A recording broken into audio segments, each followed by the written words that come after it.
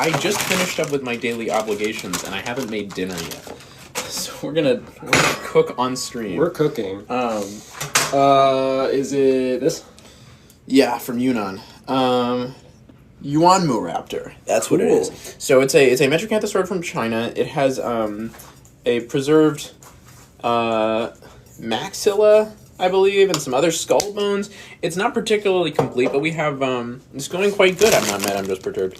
It's a maxilla and some other skull bones. The skull itself is pretty solid. It's well preserved, as things from China tend to be, because they just make the bones better when they're in China. I don't know what's up with that, but it seems to be the case pretty reliably. Let's see if that's heated up yet. But yes, there's a new theropod from Yunnan. That's a big thing. Additionally, today there was a series of trackways described on the Isle of Wight. It was over 100 dinosaur tracks.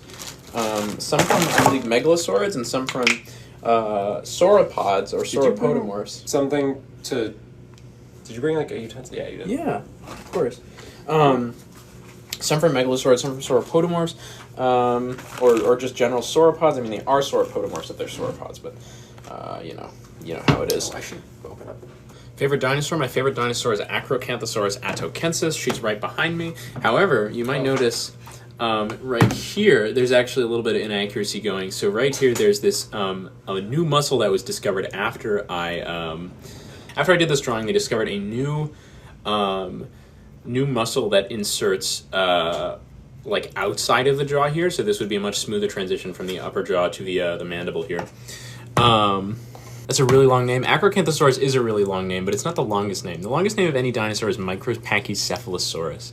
Do you know what the full binomial name is? Not off the top of my head, no. Can you look up what the full binomial of Micropachycephalosaurus is? This is like the least good of the shirts of these that I have. Yeah, you have a dinosaur shirt. I do have a dinosaur shirt. It's That's in the my laundry favorite, right now, obviously. which I need to go get in like 45 minutes. Oh, there's some other interesting stuff that I wanted to talk about.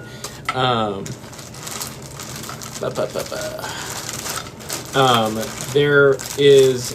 I've just been reading up in general on some phytosaur papers because I'm trying to get into phytosaurs as like a side thing, as a hobby, because so many phytosaur pages on Wikipedia aren't illustrated, and I'm like, okay, I'll oh my god, do that myself. I know we've looked this up before, because you know what the binomial name is? What is it? Micropachycephalosaurus hongtuyenensis. Hongtuya. It's Micropachycephalosaurus hongtuyenensis. Oh my god. I remember that now. Yeah, that's so funny. What was I saying? Oh yeah, so I've been reading some phytosaur stuff. There's a completely... I found one piece of paleoart that depicted it in any sort of capacity. There's a well-described fragmentary phytosaur from, I believe, northern Canada. It's the farthest north phytosaur, and also one of the latest surviving phytosaurs of the Triassic, and it's called Jupijcum. Jupijcum something. It's a monospecific genus, so I don't have to remember the generic name or the specific name. But I am going to try my hand at illustrating it. I've been doing some reconstructions here. I'll stand so they can see you. That's fine. But it's called Jupijcum, and it's a really interesting looking animal.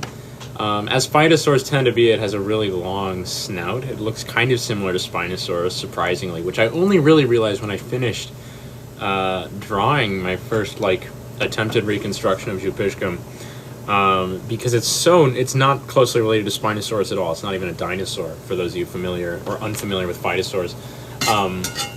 They're much closer related to crocodiles than they are to dinosaurs. They're like basal, not more basal per se, but they're more early diverging archosaurs. And so Jupijcum, surprisingly, just has skull anatomy, and its relatives do. Most of this is extrapolated from its relatives because the skull isn't preserved past the eye sockets. Hello, lesbian Durstrider. Well, not the eye sockets per se. I believe it's the nasal opening and then the antorbital fenestra. The front half of those are preserved. And then this like big fusion of the maxillary bone in Jupitchcum is not does not extend back. Yeah, so Jupitchcum is really interesting to look at. It's a super bizarre animal, and I would like to do a proper scientific illustration of it because currently the only things that are available publicly on Wikipedia are drawings of the bones and photos of the bones. But this is a really interesting phytosaur. It has a very vertically compressed snout.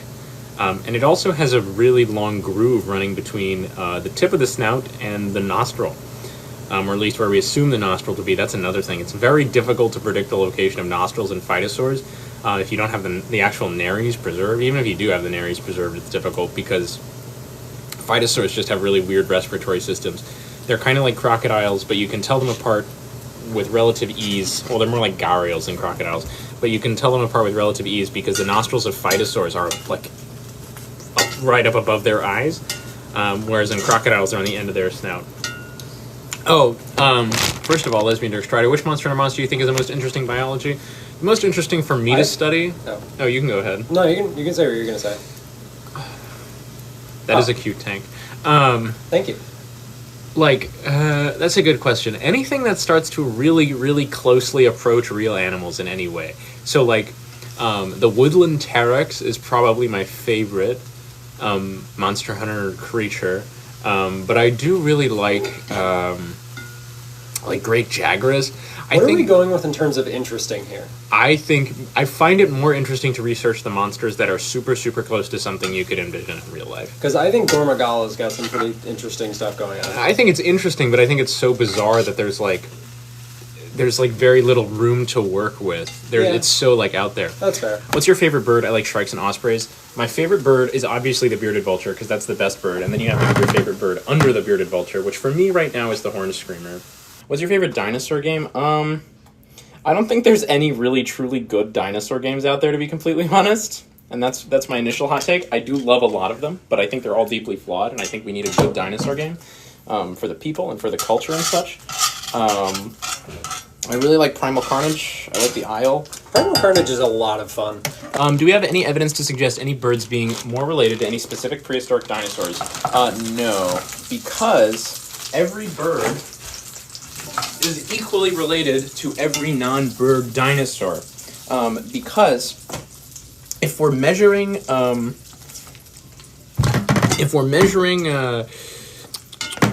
we measure evolutionary relatedness by looking at the most recent common ancestor.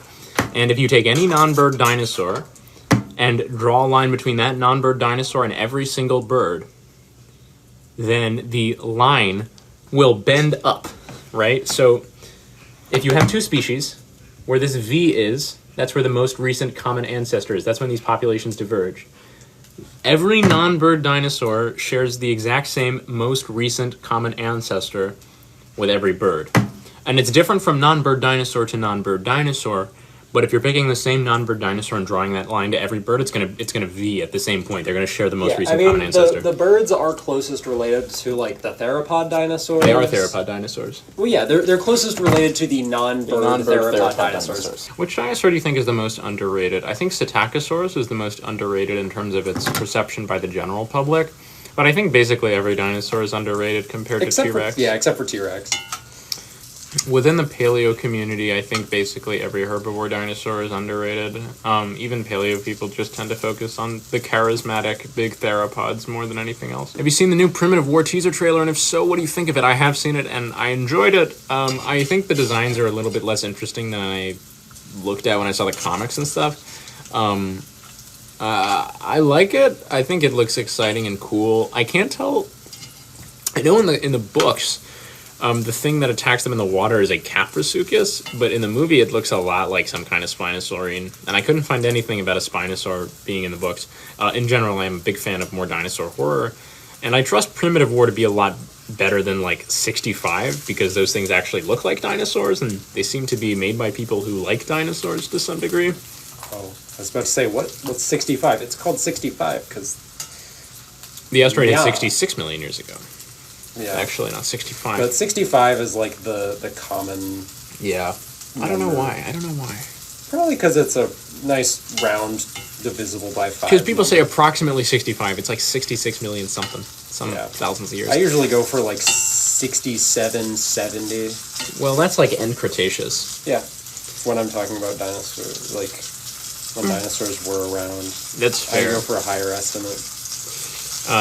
Well, I just say 252 million years ago to the present, which is a little bit overestimated. Some of my friends said they might have replaced the capras with a spino for more appeal. I definitely don't doubt that. Not many people know about Caprasuchus, and even less people know that Caprasuchus having those long galloping legs is actually entirely speculative. It's actually a Mahajangasuchid, so it's more reasonable for it to have a body more typical of traditional crocodiles, with a little bit longer legs, but like more so what you'd see in a Cuban crocodile compared to like those big tree climbing crocodiles from like the end Cenozoic and such. Caprasuchus is maybe the most mischaracterized prehistoric animal out there. I don't know if that's true. I wonder what people... Yeah, because like even with velociraptors, it's when people think of a velociraptor, they imagine it being the wrong size, the wrong integument, and they imagine it being scaly. And that's what I mean by integument. Oh yeah. They think it's too big. They think it has scales, and but like the body proportions are pretty generally similar. When people imagine Caprasuchus, I just imagine like an American alligator, but like really big. That's because you were introduced to the concept of Caprasuchus after. Nope.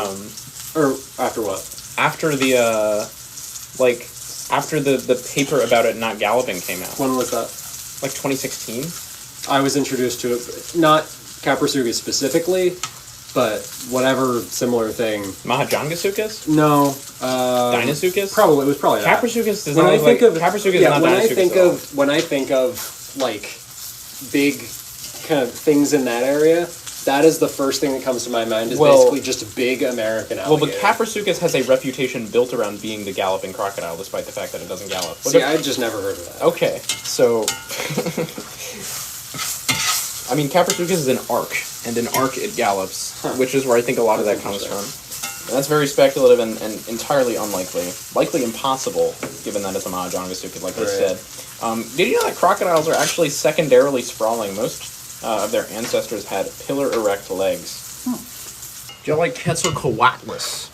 Yes. Quetzalcoatlus. Yes. I'm a stickler for correct Nahuatl pronunciation. Quetzalcoatlus is a very, very cool animal. It's what's called an Ashdarchid pterosaur. And it is one of our most well-studied examples of the large Ashdarchids. They're actually not so well preserved outside of Quetzalcoatlus. So a lot of our information about their general morphology is very is like due to Quetzalcoatlus being like so well studied. There are two species of Quetzalcoatlus.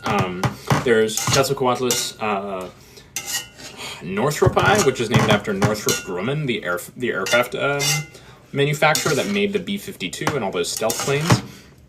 And then there's Quetzalcoatlus lawsoni, which is named after I don't know. I think it's named after just the people who discovered it. They should, if they discover another species, they should name it after Betelgeuse.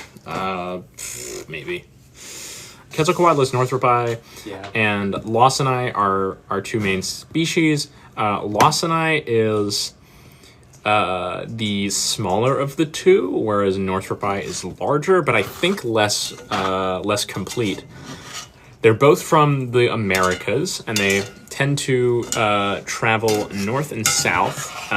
So they have a pretty solid vertical range. But there is also some vertical separation between the Ashdarchid populations. Because there are distinct populations of certain Ashdarchids to the north and south. Therizinosaurs are very cool. I do love Therizinosaurs. Therizinosaurs are neat. Was Quetzalcoatlus found in what's now Texas? Where's the other commonly found? I don't actually know specifically where they're from. I know there is some Quetzalcoatlus material from South America, I believe, but I think there is some from the Elk Creek Formation as well. I don't know if they would be in Texas because during the end Cretaceous, that would have been probably part of the Western Interior Seaway. And Quetzalcoatlus are generally, like all Ashdarchids, they're more terrestrial in terms of their hunting ground. And we know this. We have a lot of European Ashtarkid footprints that tell us about their locomotion and their movement and their flight, because we have takeoff sites that show them transitioning from a typical running or walking gait to a like pre-flight hop. Yeah, Quetzalcoatlus is really cool, and there are some other Ashtarkid populations throughout the U.S. and Canada. There's Cryodraken boreas to the north, like the southwest. There's Navajo-Dactylus, which is not super well preserved, but there's loads of different kinds of Ashtarkids everywhere. A lot of people are under the assumption that Hatzegopteryx, because it's so often depicted with a different shaped skull from Quetzalcoatlus, has a well-preserved skull. But it really doesn't. There's no... Can I get this on the plate? Yeah, there's almost no skull material. I think it's just a post-orbital bone from Hatzegopteryx. You can scoop it if you want. Here. So Hatzegopteryx's skull reconstructions look so different from Quetzalcoatlus, primarily because they're just based on a different pterosaur. Quetzalcoatlus and Hatzegopteryx aren't absurdly closely related. They're not sister taxa. Hatzegopteryx is, I believe, more closely related to Aramborgiana, which is another species of Ashtarkid pterosaur that's much that smaller. one named after? I don't know. That definitely sounds like something that was named after someone or something. Yeah. But yeah, so the Hatzegopteryx reconstructions you see are basically all just the skull of Aramborgiana scaled up, which is especially where that chin comes from. People are like, oh, Hatzegopteryx is so cool with his iconic beak chin. It doesn't have one. Yeah. The beak chin is just based on its closest relatives having a beak chin. So that is the case with a lot of the largest members of like groups and families and such, is that they frequently are associated with iconic features of the group, and those features are assumed to belong to that individual itself, but oftentimes we have little to no confirmation of those features belonging to those genera or species. Ivy, that is, it's a Borealopelta, not an Ankylosaurus. Yeah, it is an Ankylosaurid? Yeah. Yeah. Or something like that. We do have many other fossils with skin. I was at a dig site where we found fossilized skin once. It was of a Diplodocus. I believe it was Diplodocus longus, but I'm not sure if we had a species for it at the time. There's a hadrosaur that's like a similarly well-preserved one. I don't know if I would call it similarly well-preserved. It is another bloat and float corpse from Canada. So it does have similar style of preservation. Much more of the body is missing in that hadrosaur. But it is quite well preserved. Then we have loads of stuff from China, but that's mostly theropods, and they're preserving feathers rather than scaly skin. So wait, that one super preserved fossil is an Ankylosaurus? No, it's an Ankylosaur. It's an Ankylosaurid. So the beak chin is a guess, kind of. Well, it's not a guess. It's based on phylogenetic bracketing, just like the way that we assume. I mean, it's not as confident, but just like the way we assume that a theropod without preserved legs and arms would be bipedal rather than quadrupedal, because all the theropods we know about are bipedal. It's a solid guess that Hatzegopteryx probably had a beak structure that was similar to Aramborgiana, because there's not anything about its anatomy that would suggest something drastically different from what we know of. But having slightly different beak proportions is definitely not out of the question.